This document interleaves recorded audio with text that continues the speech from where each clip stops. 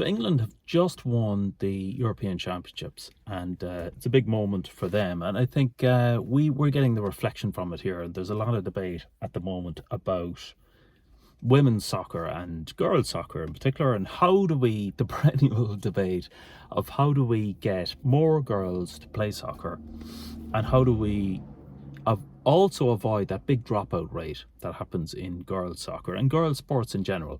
And I hear it all the time on the TV and on the radio, and it brings back memories of a period that I spent as a coach and a manager of a girls' soccer team, very young, under 10, 11, 12. I did it for about 3-4 years at a very young age. And I find it amusing when I hear all of the navel gazing about why do girls drop out of soccer and what can we do to stop it, when the reality is, and what I've seen, is that the average coach out there, what is stopping girls from actively continuing soccer? Well, it's the average coach out there, or alleged coach, is causing girls to drop out of soccer and is actively discouraging or encouraging girls to drop out. And what I've seen is the vast majority of coaches out there are squeezing most of the girls out and excluding them. And the reason for that mostly is just due to an absolute ridiculous obsession with winning at all costs. And that is not getting any better.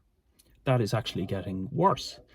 So the constant hair pulling and navel gazing that we have about this, about whether girls are dropping out at a higher rate, is going to get worse, because that is the primary reason why girls, and probably boys as well, but in my case I was managing a girls team, and that was the number one reason was due to coaches. And one of the things that I discovered was during my 3 or 4 years as a coach, I mean, I went into this I launched myself into this to manage a girls team at the age of, these are 10, 11-year-old children. I mean, they really are, they're children, not just children, but very young children.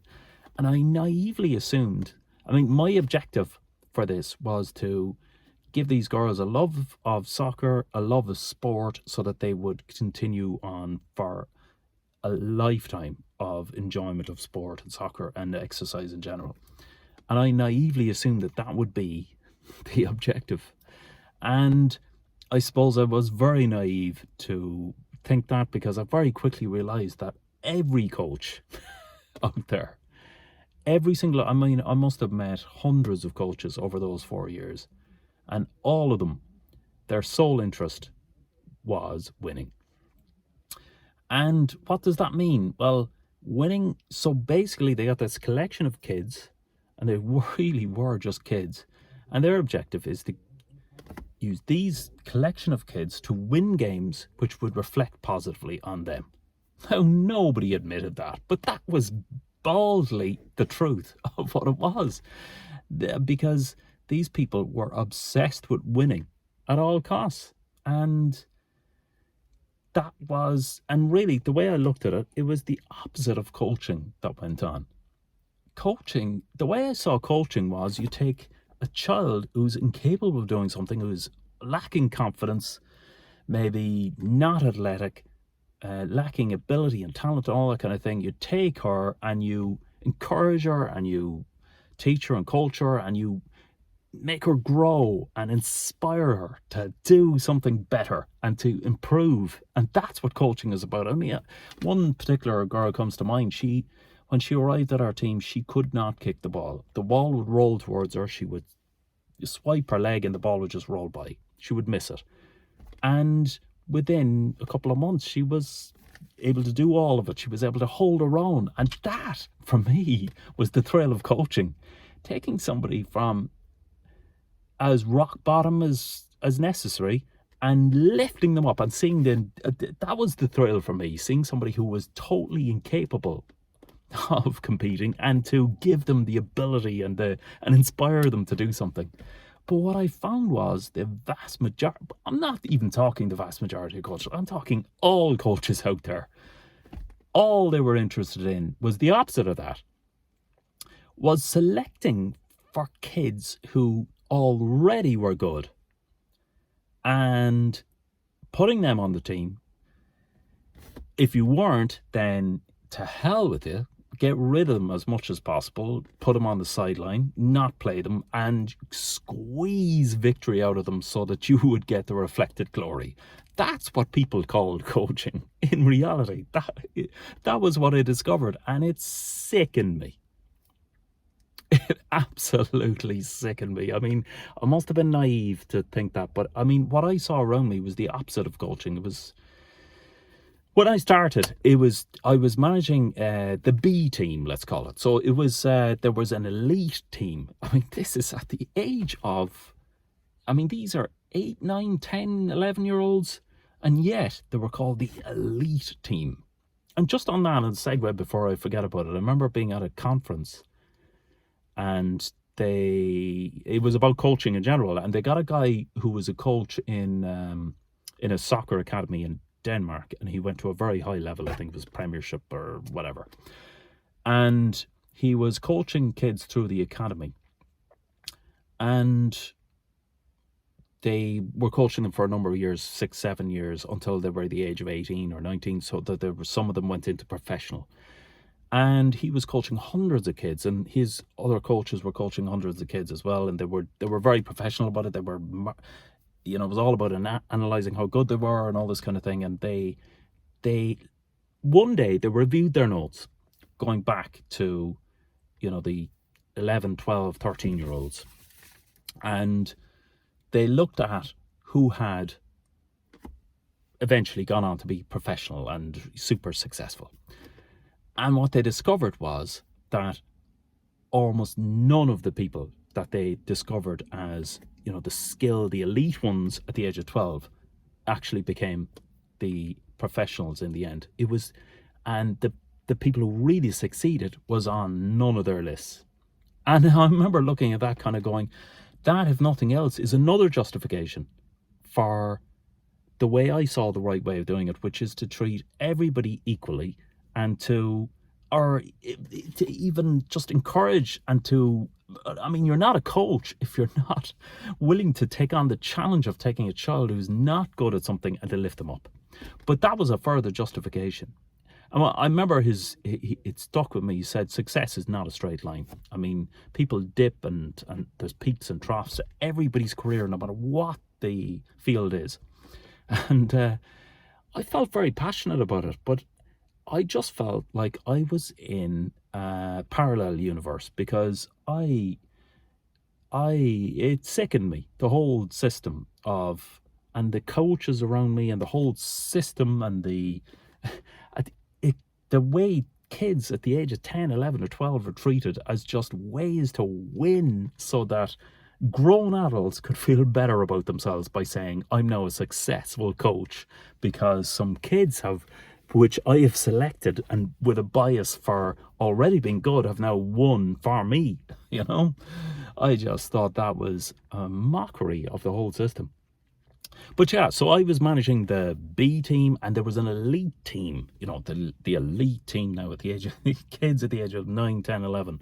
So they were, you know, winning loads of matches. They were the elite gods, you know, and the way it used to happen is girls used to come in to the club, and I would be told, these kids aren't good enough, you know, to play for the elite team. You know, no way we're letting them near our team because we are the elite ones. They're not good enough. This is at the age of 11 and 12. And so we're dumping them down to your team. That was basically the way it would work. And my attitude was, I accepted everybody. I would never refused a kid in 4 years, not once. I mean, anybody was welcome on our team. And the sole objective I had as a manager, and which is a fancy word for kids that age, but my sole objective was that all of those girls would enjoy themselves, they would develop a love for the sport and keep it on, and that we would not lose any kid, that we would keep them going for the full 3 to 4 years. And I'm delighted to say that I succeeded in that. Not one kid dropped out during that period of time. Now, the only ones I remember are, there were 2 families, one which was a Spanish family, and the family went back to Spain, and we were sad to see her go, but the family moved. And then another family, the father was a diplomat, and they moved to Japan. So they moved because their families are moving. Nobody else. There were no dropouts from the team. And that, to me, was the number one criteria. So those kids started at a young age, and they kept going with us for 3 to 4 years. And there was a team and a community of girls who enjoyed playing with each other, and they every week turned up and played to the best of their ability and flourished and got all of those benefits that we're supposed to be interested in, that kids get, and which I hear on the radio and stuff, but nobody, and let me be clear about this, nobody in the FAI, in any of those organisations or any of those coaches, could care less about the average kid. Okay, that's one point I want people to listen to, because nobody can tell me that, because I have not come across it. For all of the crap that you hear and the platitudes about nurturing kids and all that, when it comes down to it, you go to the sideline of any game, you'll find a coach whose sole interest is winning for his own good or her own good. And sometimes I found the female coaches were worse in that regard.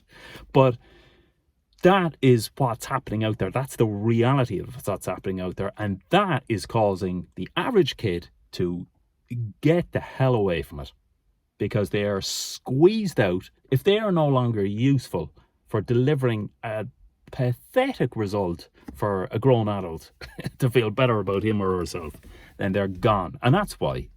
So that is the truth about why kids are leaving sport in Ireland, and I'm sure this is universal. I'm sure it's happening everywhere.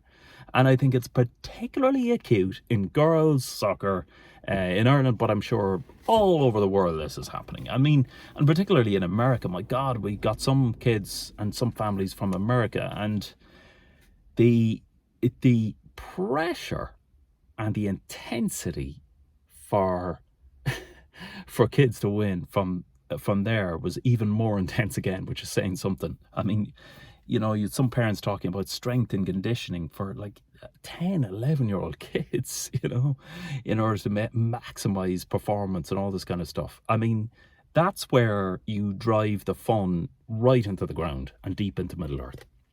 But yeah, so I was managing this, the B team as they call it. So, and the elite team were the gods, and anybody who arrived at the club and wasn't up to it all was dumped them down to his B team. So, and I accepted every single one of them. So all of them were very welcome with us, and it was a social thing as well. They got to make lots of friends. It was a very welcoming atmosphere.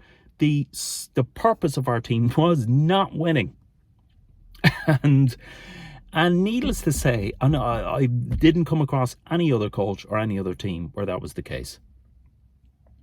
I didn't come across any other teams where the sole focus wasn't winning. I mean, every other team, it was just, and I would hear it because I would meet so many other managers and coaches, you know, because we would do courses and all this kind of stuff and at sidelines and stuff. And immediately I would hear the small talk would be, you know, I'd be in a group of coaches and people would go, oh, so are you winning lately? And they would go, yeah, you know, we're winning this and we're winning that, but we didn't win that other one, but, you know, we're going to have to sort that out and going to have to make changes.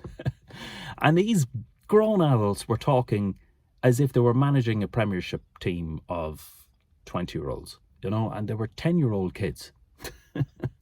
And sometimes I felt like I was in a minority of one. I was in a minority of one in this madness. I mean, but like when you are in a minority of one, you're just wondering, what the hell? Am I the wrong one? But I refuse to accept it. I just could not go native and accept this.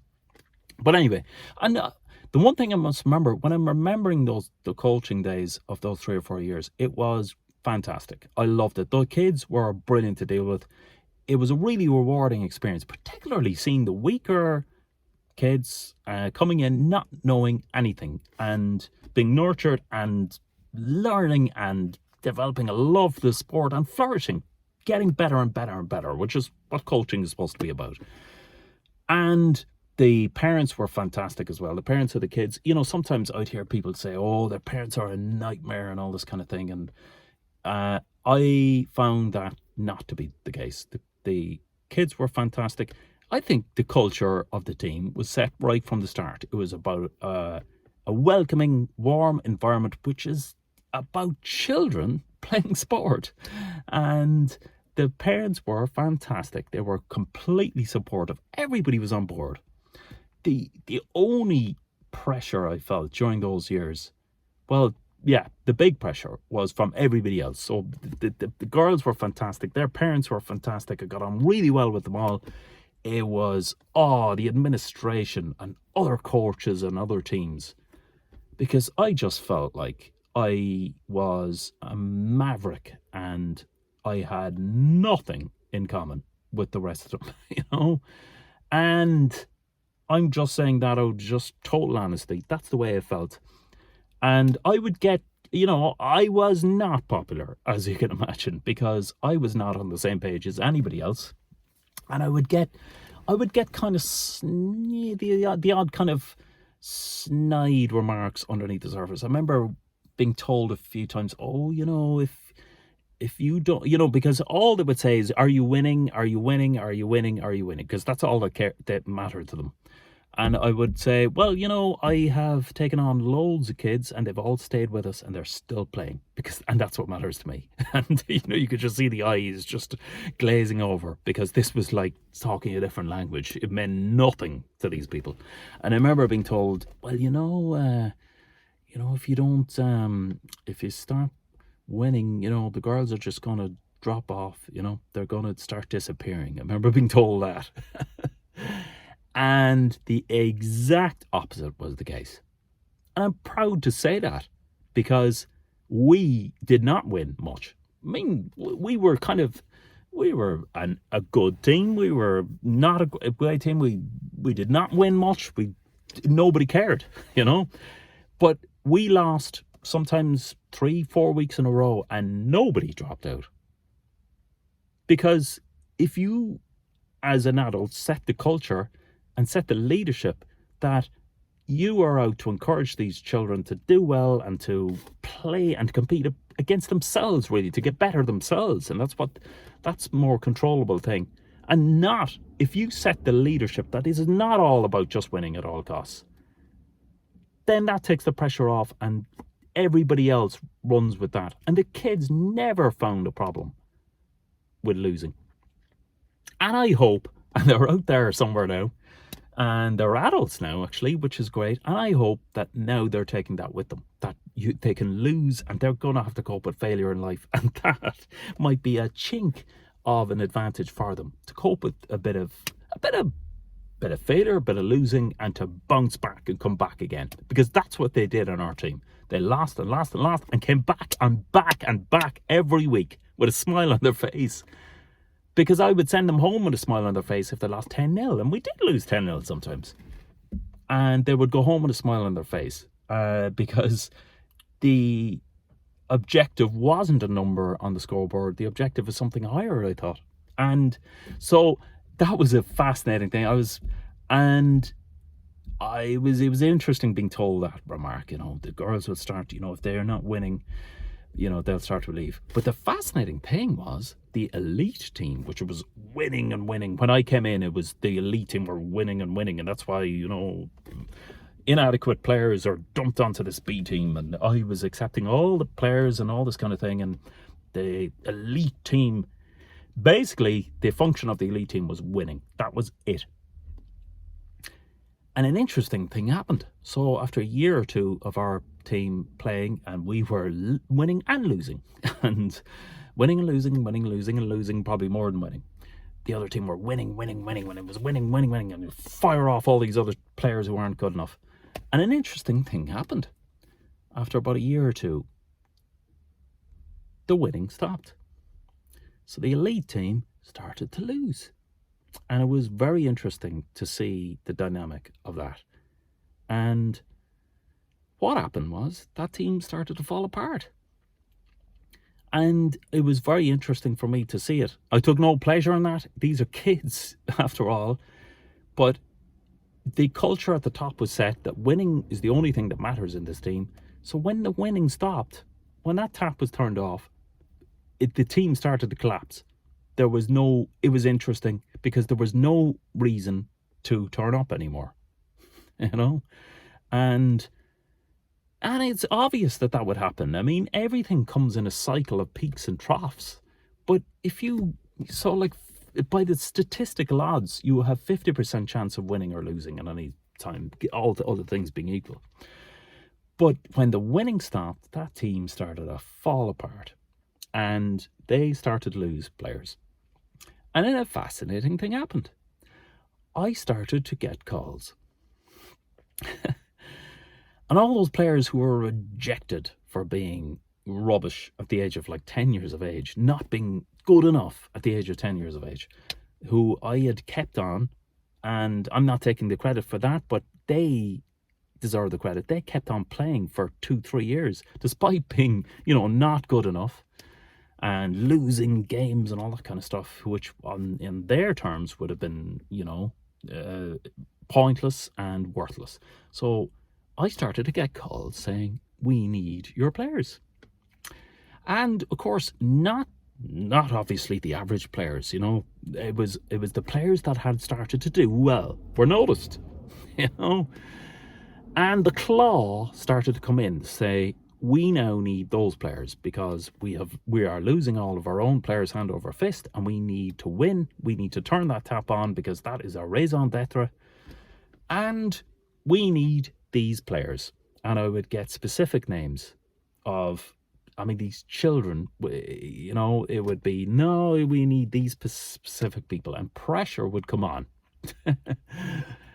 And, it came from a number of sources, and, I would be told, that, this is the Premier League, an elite thing, and, for the good of the club, I have to, all that kind of stuff. I had no problem initially because it was like, if these players want to play more, they would get to play on Sunday with us, and maybe they'd get to play another game, but of course it would never really turn out that way. The answer was we will just pick them out because, their attitude towards our B team would be that it was worthless, So taking players from this team, who cares what happens to that team, those other kids, they're not good enough, so they were rendered useless.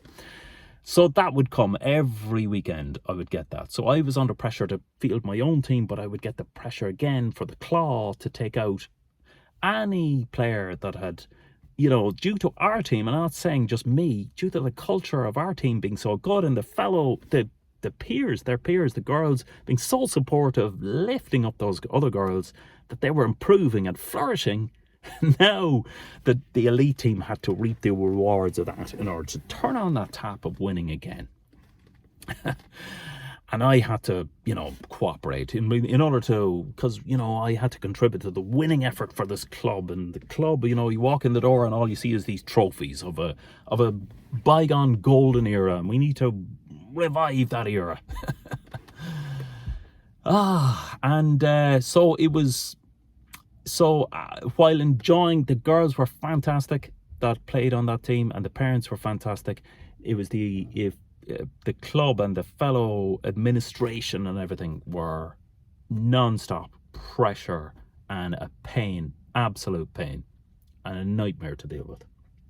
And it just grated with me because they would select 3 or 4 of, the players that I had taken, which were flourishing, I wonder why, because they were put in an environment where they were free to flourish, but they were selected out.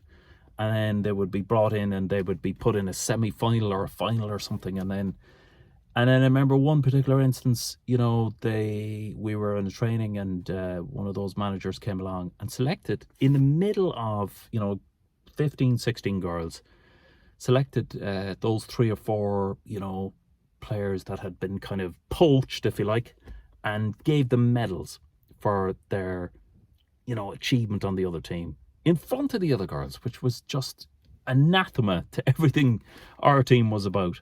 And I found myself grating at the culture of our team, just grating with everything that was around me, basically. It was horrible. And how did that end up? Well, after the 3 or 4 years, what would happen was the league initially was 7-a-side, and then it became 9-a-side, and then it became 11-a-side. So while I had 11 or 12 players, the 7-a-side was great, and then 9-a-side, you'd have 2 subs or something. And then when it went to 11-a-side, I had, on our team 11 or 12 players, or 12, 13, I think. And the pressure came on at that point. So there was the elite team, which was down to almost nothing. And then my team was down to 12, 13. And I was told that that's not enough to field an 11-a-side. And I soldiered on a little bit. So we played some 11-a-side games.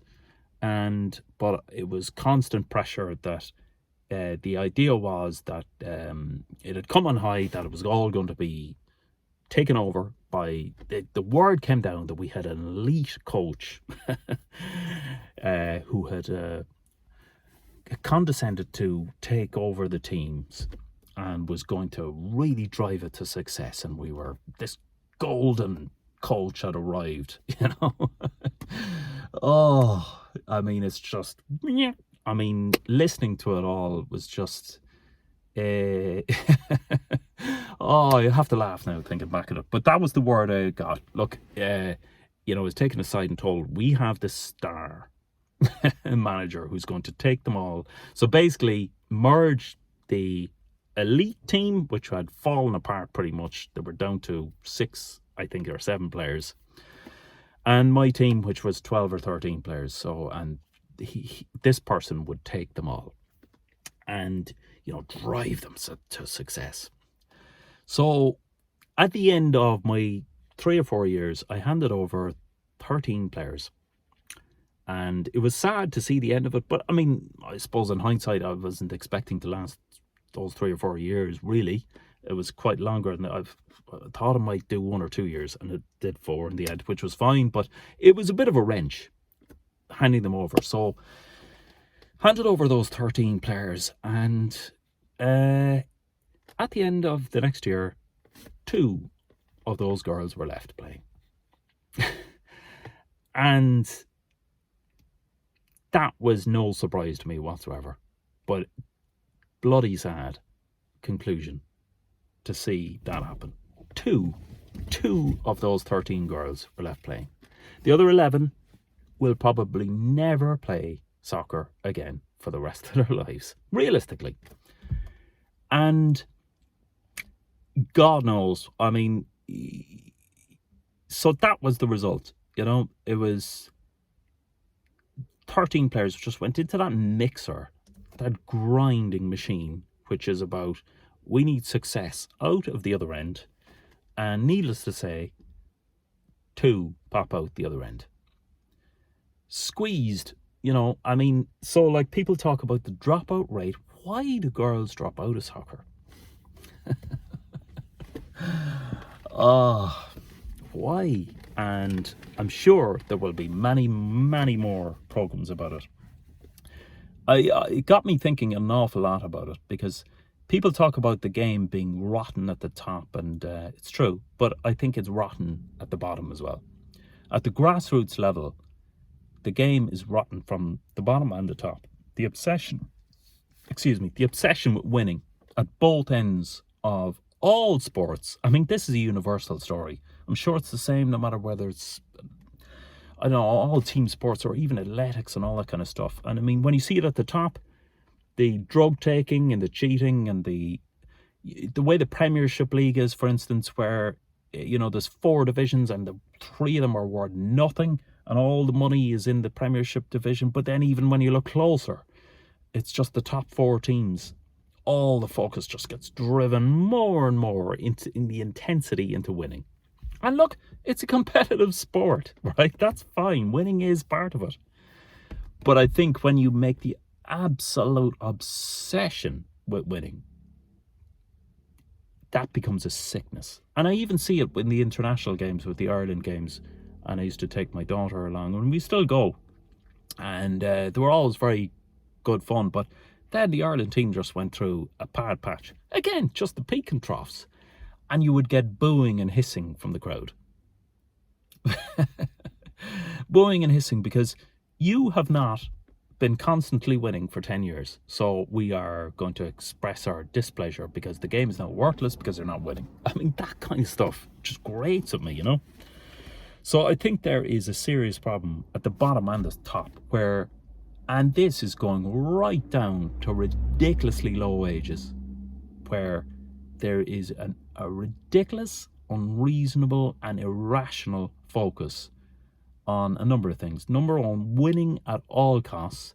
First of all, the coaching being the opposite of coaching, where people are not looking for a challenge to take a weak player and to make them better. They're looking to select somebody who is already good, who will reflect good on them, and to reject anybody who is not already good. And that's the case no matter how young. It could be 7 or 8, 9.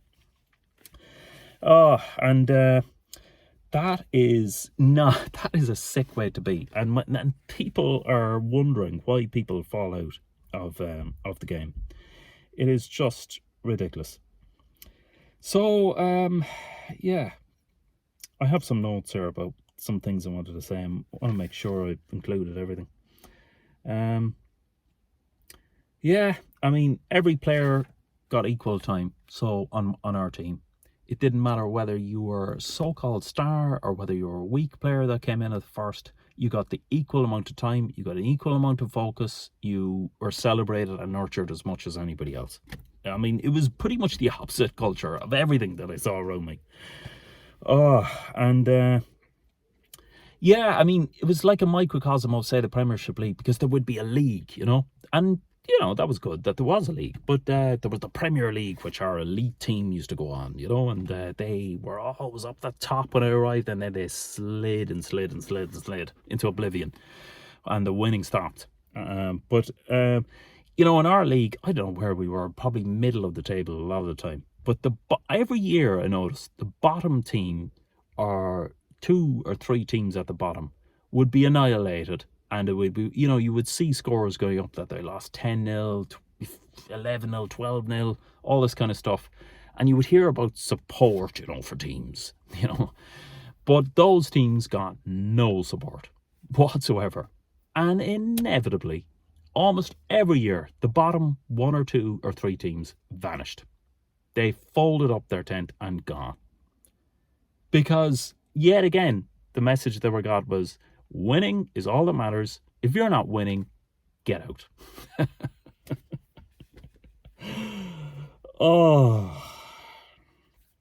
So, and all the support was for the top teams, you know, the elite teams. That's where the support was going in, you know. And I even there was a kind of a coach at a higher administrative level. And I remember talking to him, and I had never met him before. So he didn't know that he was talking to the enemy.